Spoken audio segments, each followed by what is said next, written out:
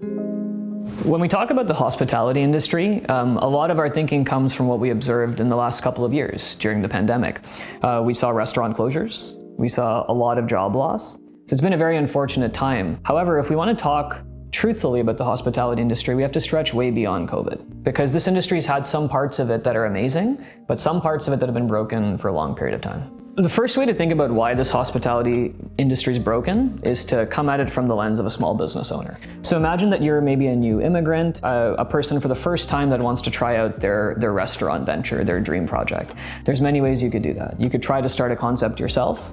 Perhaps you're going to work with a franchisor or an established concept and have your own unit or franchise. There's a huge cost to doing that. One, you could need anywhere from $500,000 to $1 million of actual capital to get going, because you might need to select a site, renovate it, buy equipment, do all the necessary things to get it up and running. The next thing you're going to have to deal with is the fact that this is a very competitive environment that's tough to win in if you're just owning one restaurant.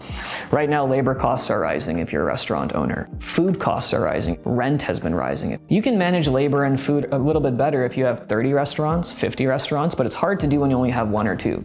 So if you think about what the ask is for these small business owners, it's put up a lot of money. It could be a mix of your own savings as well as some debt that you actually need to take on to fund your restaurant operations. And at the end of all of that, you might then be building the profile of a business that has, slim profit margins, maybe single digit, maybe low double digit if you're really, really a great operator.